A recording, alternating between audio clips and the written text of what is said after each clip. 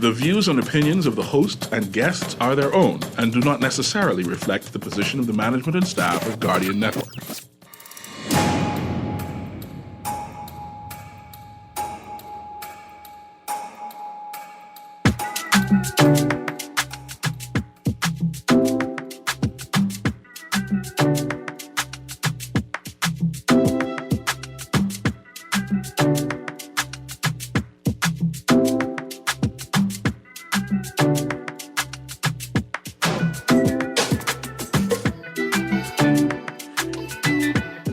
Good morning this morning, and welcome back to Guardian Radio 96.9 FM, your station for fresh news, smart talk all day. It is Tuesday, the 10th of October, 2023, and you're on the clock with Erin Greene. On the clock, we have conversations that help us understand and navigate a rapidly changing Bahamas. Well, welcome back. It's a Tuesday. What an odd way to start the week, but if it involves a public holiday, I will take it. I've got a guest joining me via Zoom this morning, Ms. Alicia Wallace from Equality Bahamas. Mr. Mark Palmer should be joining me in studio shortly. And as we get the show on the way, I want to announce that our Sand Dollar on the Clock trivia giveaways have started again. Every week for the next 3 months, we'll be giving away Sand Dollars to digital wallet holders. Every week, 6 winners can receive $30 in Sand Dollars.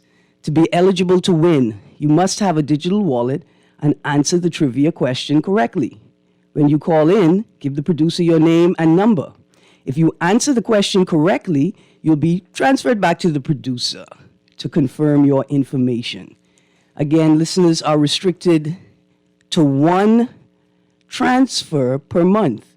Listeners are restricted to one transfer per month, so you can win multiple times during the competition. Here is our first on-the-clock Sand Dollar Trivia giveaway question. On what date will National Heroes Day be recognized next year?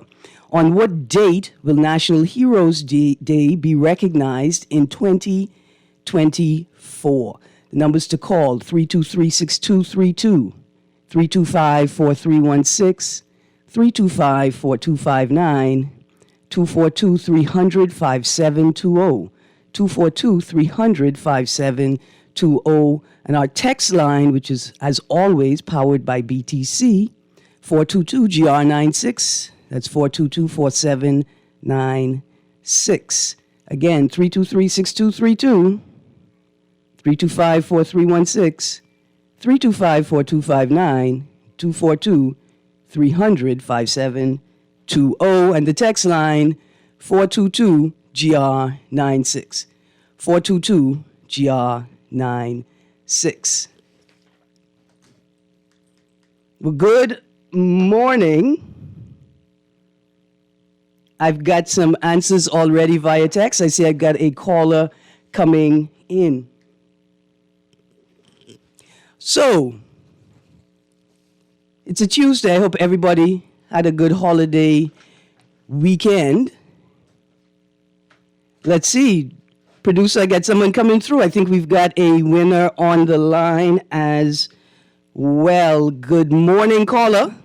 Hey, good morning, Erin. How you do? Fine, thank you. You ready to answer the trivia question? Yes, I am. Let me hear your answer. It's on the 10th next year, October. No, ma'am, you are incorrect. I apologize. Go back to the Googles and try again. The holiday will not fall on the 10th of October next year. I need a date, not a day.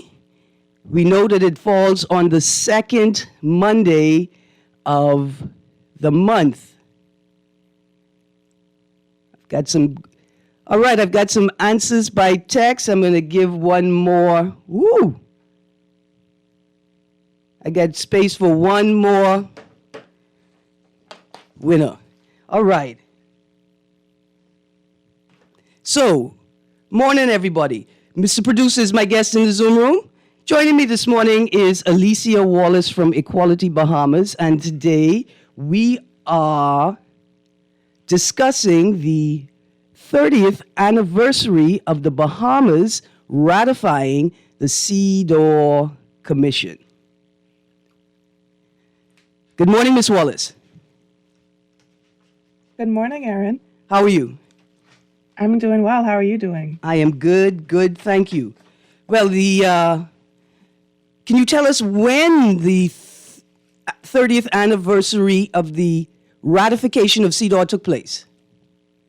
Yes, the 30th anniversary was on Friday. That was October 6th. So that marked the 30th anniversary of the Bahamas ratifying the Convention on the Elimination of All Forms of Discrimination Against Women. So we ratified that convention in 1993. Absolutely. And why is this event important to Equality Bahamas?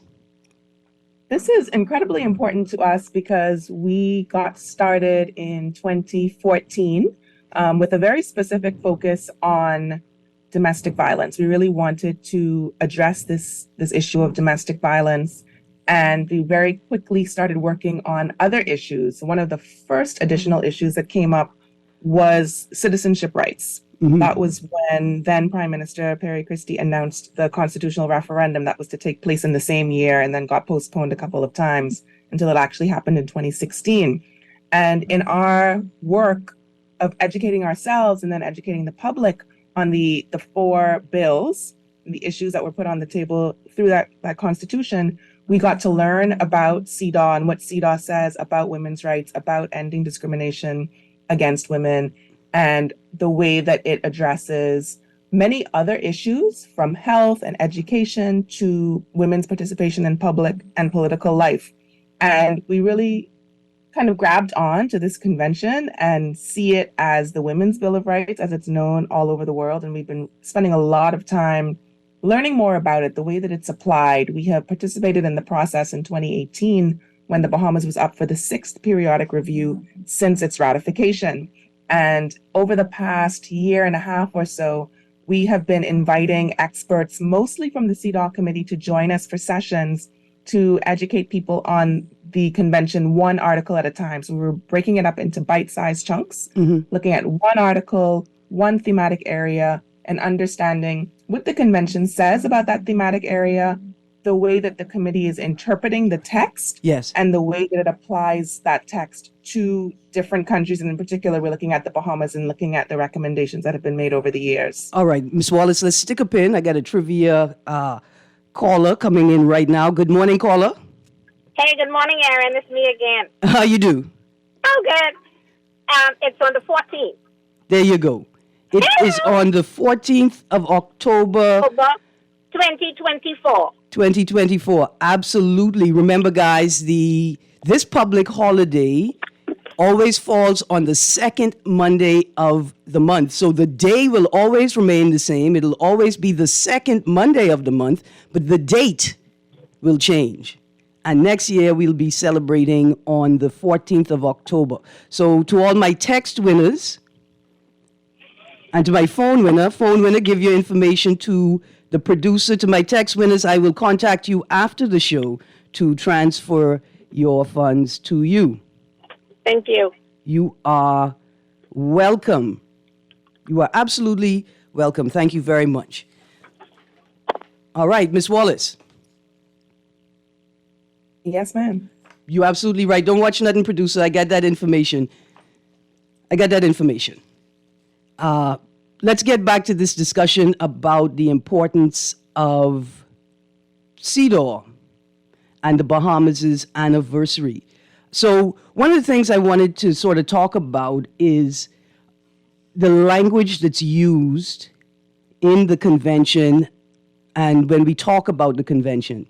And one of the things that we say is that when we signed onto the convention, the government obligated us to do certain things, right?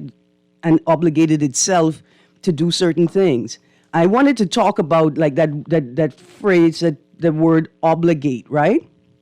And what it means, right? So when we say that the government has an obligation to enact legislation to provide protections for women, I want to make the point, and I want to ask you if I'm correct when I make the point, that the obligation in and of itself is not to CEDAW, not to the convention, not to the UN, but the obligation is to the people of the country or to the group affected or being addressed in the provision of the treaty. Absolutely. I think this is a really important point that we try to drive home, because people have this idea that this is all about the United Nations or it's all about a particular treaty body. But as you said, these are commitments that have been made to us, the people. They've been made through a body of the United Nations. There is a mechanism that we can use to push for greater access to our rights. And that mechanism happens to be a treaty body at the United Nations. And there are multiple treaty bodies. This one in particular, the CEDAW committee, is focused on the elimination of discrimination against women. But there are other treaty bodies that address other issues, other communities. So there are some that look at the persons with disabilities, the rights of the persons with disabilities, some that look at migrant workers, some that look at, there's one on the rights of a child. So there are different treaty bodies, and this one is kind of the one for women. Okay. All right. I just find that people, when people talk about it, I can understand why people feel uncomfortable with the relationship, right? Because they're asking themselves, well, why are we obligated to this foreign body, right? When really the obligation is to the people who you're governing, right? And not to the body. And what is hoped is that the mechanisms that we're talking about and acting, the shape of those mechanisms, the function of those mechanisms, and the creation of those mechanisms have been informed by our state representatives who participate in these conversations at the supranational level. So at no point are we separate from the creation of the mechanisms that we are then entrenching in our domestic legislation. Right. And it's important to know that these things are not new. Human rights are not new. The rights of women, of persons with disabilities, of children, they're not new. We have these rights from the moment that we come into the world. They are inherent, they are indivisible, they are interdependent. So for us to access any one of our rights, we have to have access to the others. And these conventions, these declarations have been written to articulate and to elaborate on those rights. And in some ways, they can be quite specific, because there are areas that we can often miss when we think about the rights of particular groups of people. You don't hear people talking about children's rights, right? So it's necessary to have that document, the Convention on the Rights of a Child, to be able to look at that, to see what are the important pieces here? What are the things that we are missing? What are the policies and practices that need to change or that need to be newly put into place so that we ensure that we are giving children full access to their rights? The same is the case for women when we look at CEDAW. And again, this is an obligation to the people. This is an obligation to women. Governments are obligated to ensure that people have access to their human rights. It's not enough to say that we have them or that they exist, but we have to ensure that there is complete, full access to those rights and enjoyment of those rights. And these mechanisms, the UN, these treaty bodies, other kinds of international human rights mechanisms, are accountability mechanisms, really. Mm-hmm. And states participate in them willingly. Yeah. It's completely voluntary to say, we are going to write a report and we are going to tell this body, we are going to announce to other states, in some cases, what we have done to come into compliance with this convention or with this declaration, because we deem it important. Absolutely. Let's, if I could for a moment, let's take a snapshot, right? Let's give an example of, if I could throw out an example, and maybe we could walk through how the rights operate and how the obligations appear, right? Like in the space. I was thinking while you were talking about young girls in high school and maybe even in junior school who begin menstruating, right? And in school is a particular element of defining them, because in school, typically you're not working. So you don't have access to your own cash, right? Your own revenue. But you're a young woman and you've begun menstruating, which means that you absolutely need menstrual health products. You need pads or tampons, right? For that young girl, though, whose parents can't afford to provide those things regularly, she is now disadvantaged. It's not that she's being discriminated against, but she's disadvantaged compared to her peers. If she doesn't have feminine hygiene protection when she begins menstruating, then she may not be able to go to school. If she doesn't have sufficient menstruation products, she may be able to use a product to go to school but have nothing to change into, right? To replace it with at the appropriate time. If the young lady is if she walks to school, it means now that she has to contend with wild or stray dogs who may be aware of her presence because she is menstruating and may have filled her pad, right? May be overbleed. And so she can no longer navigate the streets safely. And so now her access to education is limited because she cannot afford menstrual health products that she needs.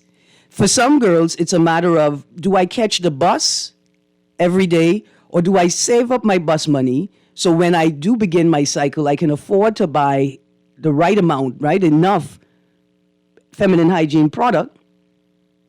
Or do I catch the bus and just hope that when that time comes, I could find it?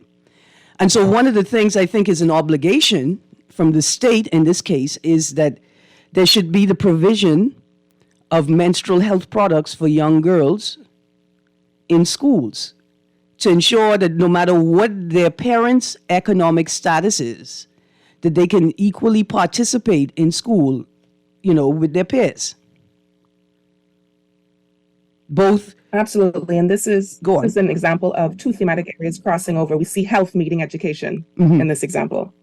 Absolutely. And it's not just that girls may be disadvantaged compared to boys because that is not a barrier that may prevent them from going to school, but girls are also disadvantaged compared to other girls who may be in a higher socioeconomic bracket, right? Absolutely. Who girls who may be living with both parents and have access to what people consider residual income to buy these things.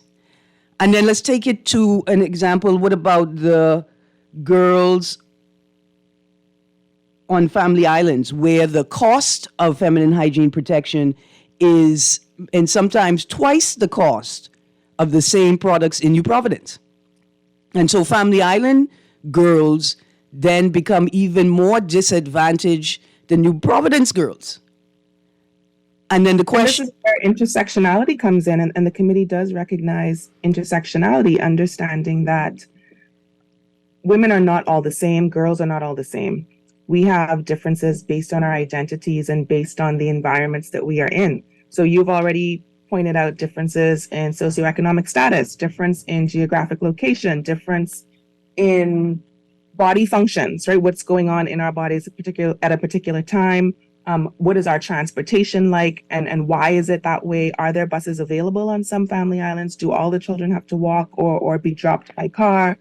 There are all of these different overlaps of issues, identities, environment, and circumstance that impact our ability to access our human rights. And the CEDAW Convention recognizes that, and the CEDAW Committee absolutely recognizes that. And we can see in their recommendations, what the document is called the concluding observations, but they are recommendations to the state of actions that need to be taken. Mm-hmm. They specifically name particular groups of women. So they will say this needs to happen for women and girls, but they will also say with attention to LGBTQ women, women with disabilities, women in the family islands, migrant women, because they know that these women have different experiences and different needs, and therefore they need to be addressed in a different way.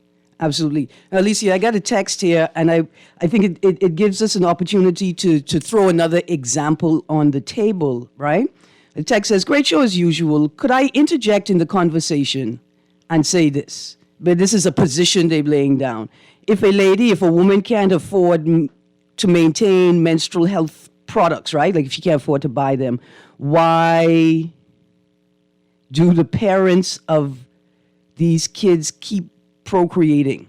And so I guess the person is saying, isn't this a personal responsibility issue and not a state level issue? Right? And so I think that's one thing to interrogate. Why is it that the state is expected to step in instances like this?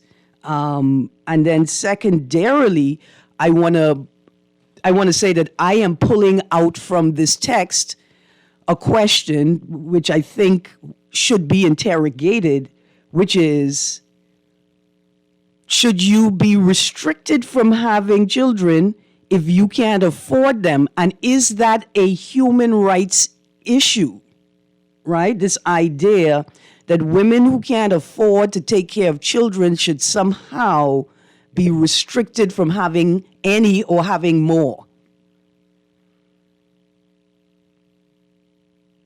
Yeah, there are definitely people who take that position, but we can go to the convention for this, which states that women have the right to develop families, right? And there is the right also in the Universal Declaration of Human Rights that women can decide how they form families, whether or not they have children, and the spacing of those children. Though these are not rights that are accessible to us. And I do think that many people think this conversation about public services and government involvement in social protection is a new conversation. And it might be relatively new because it is fairly recent that the government and governments across the world, all over the world, have withdrawn from social protection. And non-governmental organizations or NGOs have stepped in to fill that gap, not because it's the role of NGOs, it's really the role of governments, but governments have withdrawn from social protection. That's why we are seeing so many people who aren't able to access healthcare, who don't have housing, who are, having, you see these stories of people who have a certain number of children and they're living in a car. That should not happen. They should be able to go to social services and get assistance if something has happened to change their circumstances, like a COVID-19 pandemic, like a Hurricane Dorian. This is the role of a government. And it was only in the 80s and the 90s that governments have withdrawn. And that's largely because of debt and because when they borrow and when they make arrangements to repay their debt, the lending institutions force them to make changes to their budget. And they say, you know what, you need to do less for your people so that you can pay us back faster.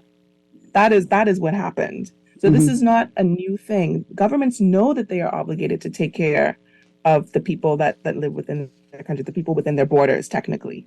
Absolutely. I have the CEDAW convention in front of me, laid out article by article. Could you tell me which article deals with the right to create family? Yes, it's the last couple of articles that look at law and family life. So if you look at Article 16, that's the one that talks about the right to enter a marriage, the right to having the same responsibilities as parents, and within the marriage. So that's looking at sharing that domestic and that care work. Right. The right to decide on the number and the spacing of their children is also in that article. So that article has maybe 7 different components to it. It has A, B, C, D. It's about 7 or 8 components. Absolutely. And isn't that one of the, well, let me ask this. Is that one of the articles that we had a reservation against? We may have had a reservation in the beginning, but it looks like if there was, it was withdrawn. So the reservations that I know are still in place are to Article 2A and 9.2, and those are the ones that directly speak to the issue of gender inequality and nationality law. Absolutely. So Article 16, 1H says states parties shall take all appropriate measures to eliminate discrimination against women in all matters relating to marriage and family relations, and in particular shall ensure on a basis of equality of men and women, and this is subsection H, the same rights for both spouses in respect of the ownership, acquisition, management, administration, enjoyment, and disposition of property, whether free of charge or for a valuable consideration. And so I think, would it be with the enactment of the Inheritance Act that we would have enabled or ensured that the same rights for both spouses in respect of the ownership, acquisition, management, administration, enjoyment, and disposition of property, whether free of charge or for valuable consideration, was available? Anyways, Very likely. It looks like the the government of the Bahamas reserves on articles where there is a law yeah. that it sees as preventing it from creating access to a particular right. So I can use the example of the reservations that I'm more familiar with, like 2A and 9.2. 9.2 speaks directly to the right to pass on citizenship to children, and 2A speaks to these issues of policy and law that are a barrier to freedom from discrimination for women. All right. And so the government will say, we want to sign this convention, but we can't do this part because that is enshrined in the Constitution. And in order to change the Constitution, we have to go to a referendum, and that's going to depend on how people vote. So this isn't something that's completely within our control. That's their view.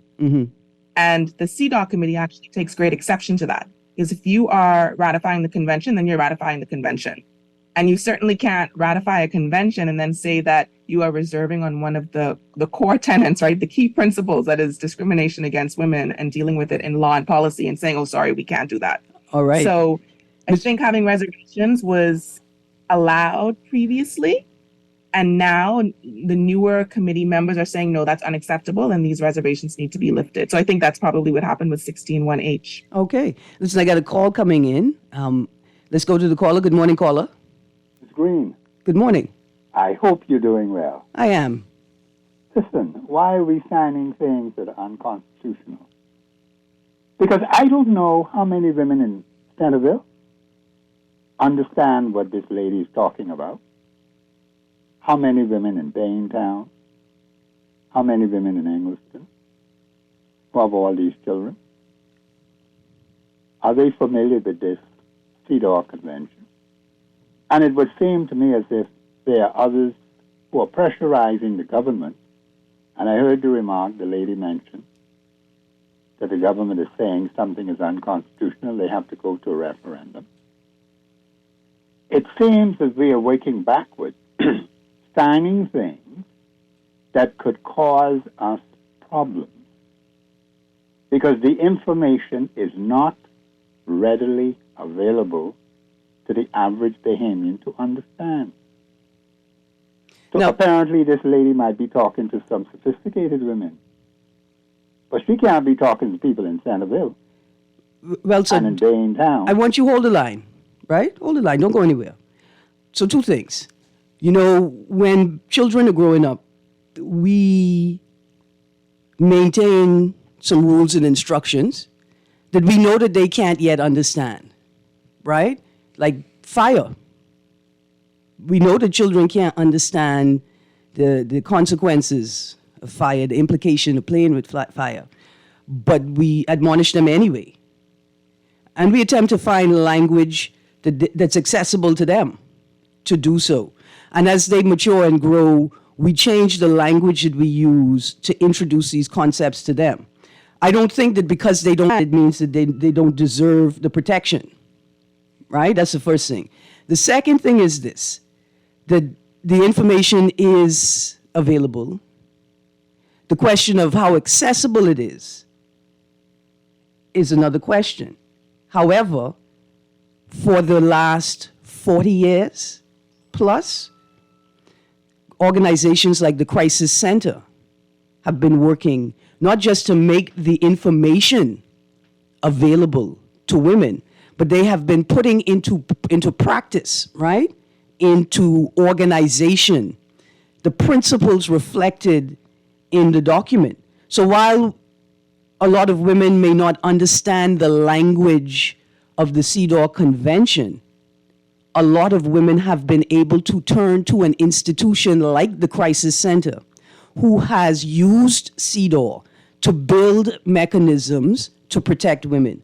They've used CEDAW to lobby for protections, both in law and access to resources to provide protection for women.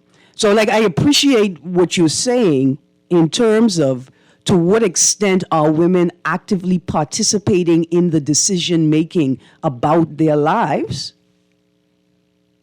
But in this instance, I will say that women are actively benefiting from the operation of CEDAW in the country.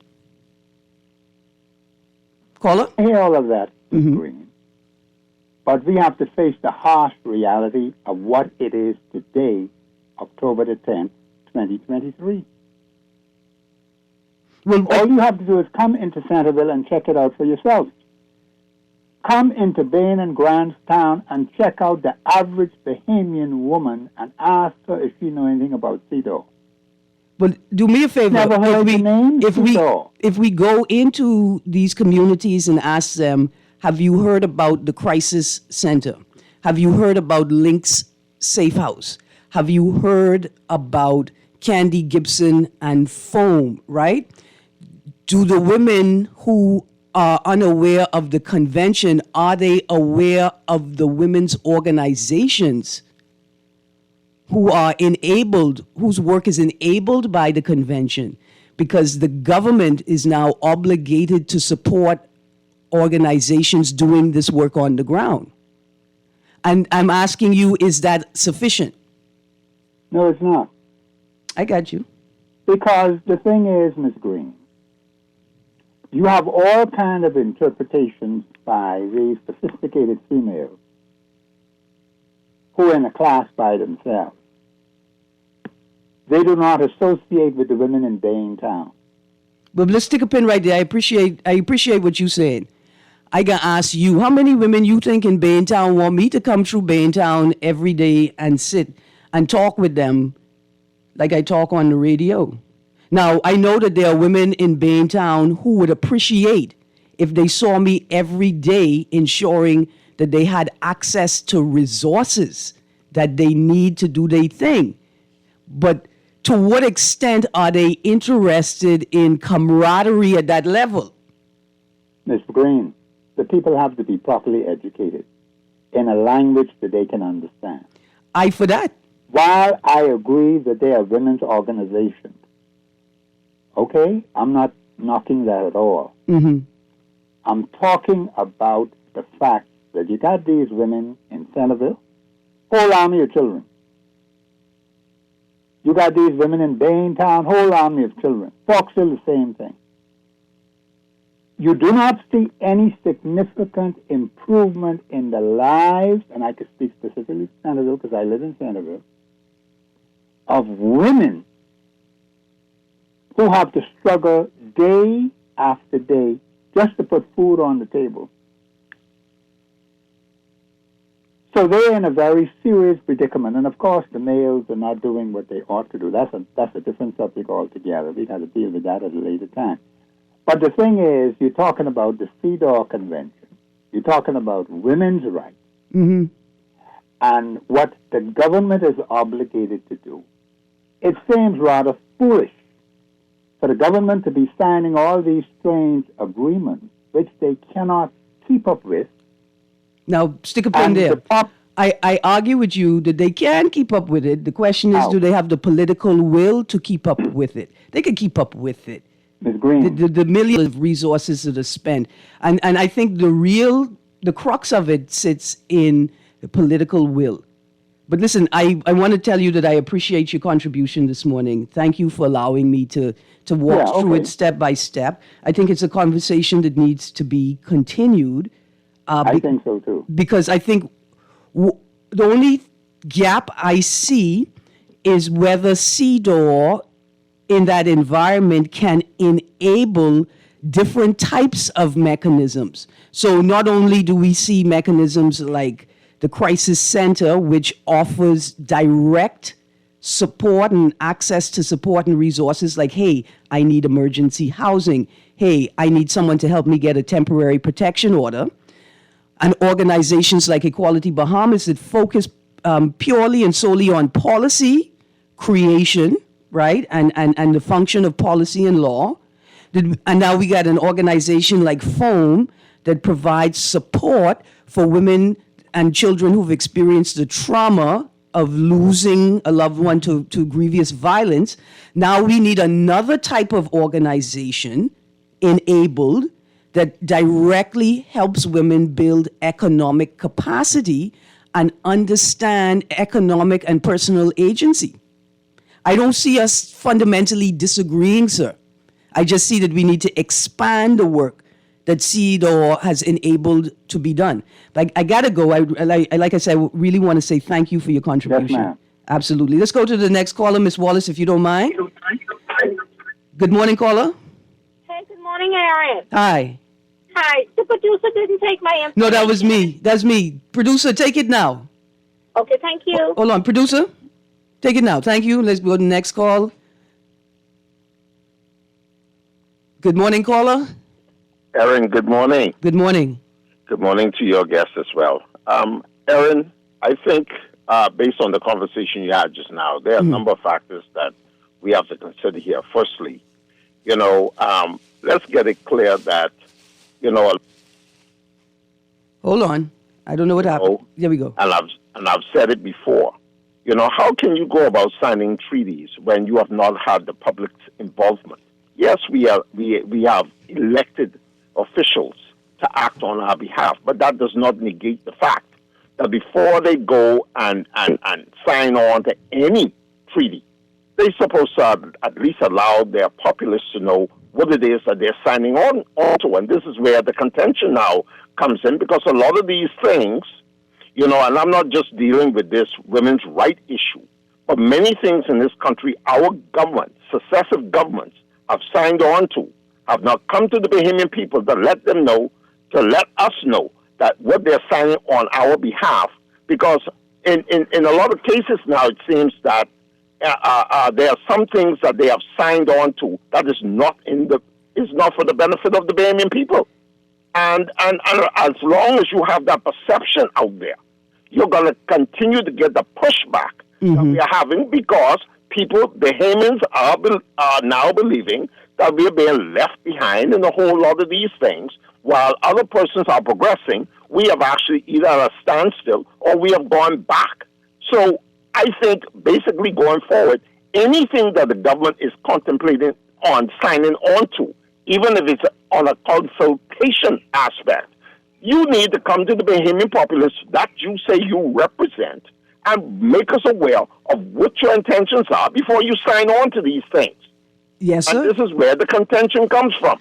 But, the women's right situation, and I said it before, and I'll say it for the last time, it isn't the mere fact that the public has any pushback against the rights that the women are asking for to be recognized. Advanced, but I think it's the understanding of what it is that is being pushed for. Because right now, in closing, to be honest with you, men out here, and I'm going to tell you exactly what it is. Women have more rights in this country than every man in this country has. What else is it that they want? This is what is being said out here, and until they get it across their heads, this is the perception that men have out here. We're going to continue to get the pushback. But thanks for taking my call, Erin, and thanks for allowing me to contribute. No, man, absolutely. And a couple of things I want to pull from, what you said. First is the perception, right? The perception, as long as people and men in particular perceive themselves to be oppressed and perceive themselves to be the sufferers, right? The work, that what you're saying is a foreign language to them. And so that the work has to be at clarifying, right? And showing people the law, and then creating an environment where people can see how the law operates generally and in their lives. The second thing I want to say, Ms. Wallace, I don't know if you'll agree with me, but I want to make this point. that you may not believe it, but in many instances, the quote unquote women's rights community, they are as in the dark as you are, the general public, about what it is the government is doing. Right? I don't want you to think that somehow the community of advocates are being privileged over regular or ordinary people. Ms. Wallace, I'm going to come back to you in a moment. Let me go to this caller. Good morning, caller. And good morning, Ms. Wallace. Morning. I just wanted to, I got a question, but I wanted to correct one of your callers. Not everybody being done unintelligent, majority of them being in school. Mm-hmm. So they don't understand, it's an insult to me. Mm-hmm. You know. So they understand. You might think they don't understand, because I don't know if you ever talk to everybody in there. You don't know everybody in that area. Yeah. So you have to say they don't understand. That's like saying I grew up in Camp Road. Everybody in Camp Road don't understand. I'm from Camp Road, Strong Valley. So please don't, Let's not presume that. Yeah, it's form. Yeah. Yeah, that's an insult. Everybody, majority of people in the school, that was the let's fight for education.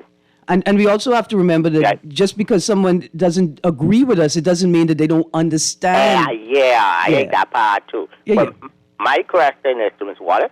Mm-hmm. Sexual harassment at the workplace. I'm going to hang up because I answer that. Do that include that? The sexual harassment? Because you see, one thing like American women, they fought against that. And that is the heavy thing, Erin, you and I know. That's heavy in the environment. Mm-hmm. From the government and private sector. Without a doubt. Exactly. And my second question, do they protect babies, abortion? Because baby got to be a baby before it become a pumpkin eater or Erin Greene. I got you. So, have a good day. Thank you, Pumpkin Eater. So two questions. Does CDOR address sexual harassment in the workplace? And then if I could rephrase, how does CDOR address issues around abortion and terminations? Ms. Wallace? Yes, Okay. there are a number of issues that are not explicitly laid out in the convention, but they come up in the committee's interpretation of particular articles of the convention. And this is an example of that. So sexual harassment would come under gender-based violence or violence against women. And that is not specifically laid out in the CEDAW convention. Article 5 is on gender stereotyping. So it speaks to the government's obligation, the state's obligation to modify, I think they frame it as social and cultural patterns of conduct of men and of women. people of different genders. Yeah. Yes, to address prejudices and customary practices with this. Would you like me to read it? Sure, yes. So Article 5, state parties shall take all appropriate measures to modify the social and cultural patterns of conduct of men and women with a view to achieving the elimination of prejudices and customary and all other practices which are based on the idea of the inferiority or the superiority of either of the sexes or on stereotyped roles for men and women. Thank you. So that is speaking to what is at the root of violence against women, what is at the root of gender-based violence, this stereotyping and this idea that men are superior to women in this instance. And so this is the article that the committee uses in their review of states and in their constructive dialogue when they're speaking directly to representatives of the state to address the issue of gender-based violence. And sexual harassment typically does come up, especially if it is mentioned in the state report or in the report that is submitted by NGOs, which we call a shadow report.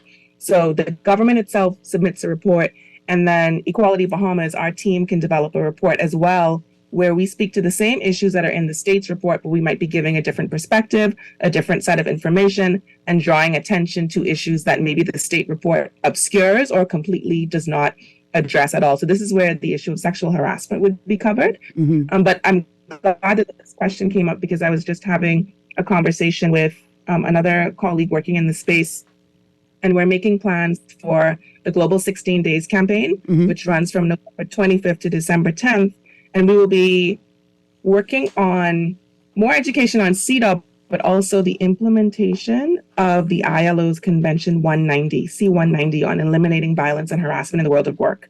And that is an incredible convention. It's really important. Anyone who is interested in addressing this issue of sexual harassment in the workplace should definitely look up Convention 190, as well as the accompanying recommendation, which is Recommendation 206 or R206. All right. And let me add here, this is not gender specific, right? This is not just about women being harassed in the workplace. This is about general harassment in the workplace, right? Yes. Yes. So I want to say not only are women being harassed by men in the workplace, they're being sexually harassed by other women in the workplace. And let's not forget that there are many instances where men are being harassed in the workplace by women and by other men. And yes. And so typically, I want to say that I think that typically men may have an even greater, a negative response. Let me see, I'm trying to phrase it properly, because what I want to say is that when men are sexually harassed in the workplace and they object, often they're accused of being homosexual. And so often we don't think about men being harassed in the workplace or the impact or the effect of harassment in the workplace on men. But I imagine that because of the social dynamic where the man is the breadwinner and the man is expected to be prepared to have a stable and, be a gallus, and that the man who rejects it, right, then is then perceived as being a homosexual, that he may, after the rejection, also be harassed. And we often don't think about that. And I want to throw that on the table as well. And it's important because this also links back to gender stereotyping. Mm-hmm. Gender stereotyping does not just affect women and girls. It also affects men and boys and people of diverse genders. Listen, I have a text here. It's a facetious text, and the text is saying, I know it's a man. A woman could harass me on the job all day long. Dear sir, I admonish you to don't beg for that, because you may be surprised at how it actually feels to be constantly harassed. And I think of young men, particularly young men who are bodybuilders, who are weightlifters, they're gym rats, they pay attention to their bodies. A lot of women think that they could just pass that off. It's just a compliment, but it's a sleazy compliment, And the texter is talking about something that they desire. Remember that harassment is unwanted. Yeah. And then so nobody wants harassment. You might want attention, you might want compliments, but you do not want sexual harassment. And I think people say the difference between a compliment and harassment is how attracted you are to the person speaking. But Ms. Wallace, I want to close out the show with an interesting text. It's a bit long, but I'm going to read through it quickly. And it says, CEDAW is not the Women's Bill of Rights, as Ms. Wallace has termed it. The title, Convention to End Discrimination Against Women, was always itself a misnomer, because the convention does not only address women's rights. It is a convention that aims to bring about equality, including in areas in which men have been historically marginalized. Example, in terms of access to their children. Quite frankly, the convention could have achieved far greater ratification and implementation worldwide in the decades since its introduction if women's rights groups had not sought to monopolize the convention's agenda from inception. The title, Convention to End Gender-Based Inequality, along with a comprehensive public education program outlining the breadth of the convention's provisions, would have been a far more productive approach. A well thought out text, Ms. Wallace. A response? Conventions are products of their time. Conventions are products of the time. Conventions are products of their time. Mm-hmm. And CEDAW came into force in 1979. Mm-hmm. This was a time when we were just starting to recognize the discrimination that women in particular experience, and that this needed to be addressed. It was only in the 80s that we started using the term violence against women as its own phenomenon. So today, if there was a convention to address what the texter is talking about, perhaps it would have a similar title to what they proposed. But this one in particular is indeed about women. It does have benefits, yes, for people of other genders, but it is about and for women. It is addressing discrimination against women in particular. I will say that this was adopted in 1979. It came into force in 1981, but CEDAW is the result of approximately 30 to 40 years of advocating in the UN space to build a mechanism, right, to promote the protection of women and to end all forms of discrimination against women. So even from prior to 79, they had been working 30 to 40 years with a focus on women. I think the benefit, right, the benefit of focusing on protecting one group is that you will, right, that you will naturally, in that mechanism, expand protection for other groups as well, that you will recognize the intersection, not just of identities or issues, but the intersection of people, right? That no, men intersect on this issue as well. And I think that especially focuses on people who are in situations of vulnerability, people who have been marginalized, people who are experiencing oppression, people who are disproportionately affected by the issues that are being addressed in whatever the convention or the policy or the law is being developed around them. You will always capture people who are quote unquote higher up. Absolutely. Ms. Wallace, we have a man in the room with us. He has been doing the gentlemanly thing and waiting, you say man speak when he's spoken to. But Mr. Palmer has joined us. Mr. Palmer, would you like to say anything before we close the show? Well, I think and picking up from what one of the earlier persons said, it's about education. Mm-hmm. And, there are people who have been to school, perfectly able to understand these concepts, but they don't have the communication hasn't been made in the sense that it's like a leaflet. If you distributed a leaflet, here are my rights as a woman, which sort of identified the things we're talking about, I think most people would understand it. But trying to go into the legislation and it's kind of obtuse. There are a lot of articles. Even our Constitution, look how few people actually follow the articles in the Constitution. I know women are, the topic we've been talking about, the Constitution does protect them. There are at least 3 clauses that protect women, even though there aren't any specific legislation on reproductive rights. Mm-hmm. So I think educating, having kids, young women at school, civics class, talking about CEDAW, why it was important and why it's important now. And, so you have an understanding when you actually get out into the streets. But there's a big gap now because that isn't really being taught. And it's now down to Alicia and others to try and communicate these kind of complex topics. And so maybe my suggestion will be to prepare, maybe they've already done this, the kind of leaflets, and do these civics classes for young women so when they leave school, they have a better understanding. And my thing is always this, right? Like, access to information is important. Get into it, and then you determine what it is you like and you don't like.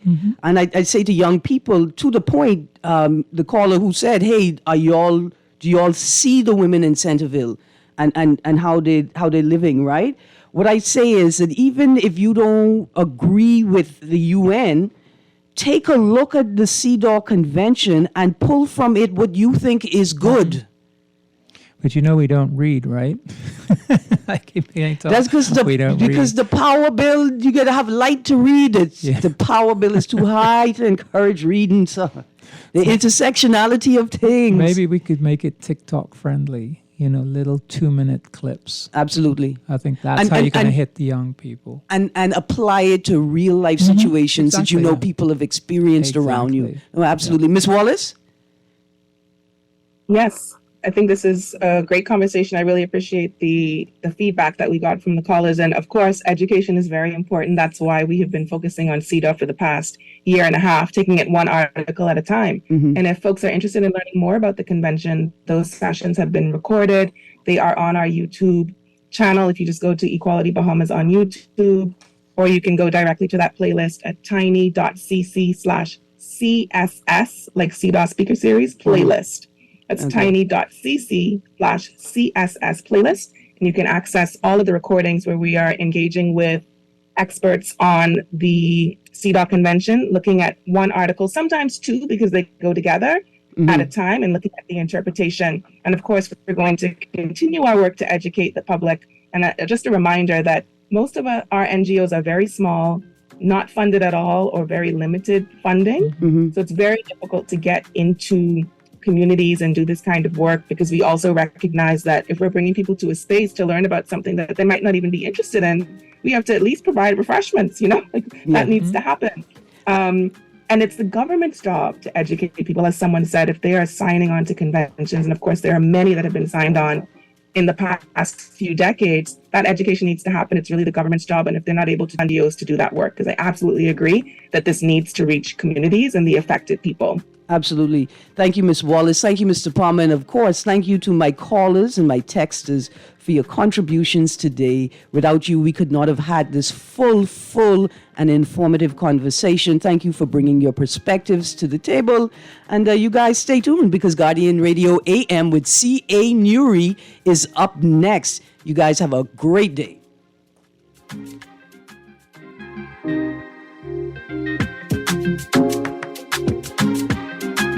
This is Guardian Radio 96.9 FM, Nassau, Bahamas.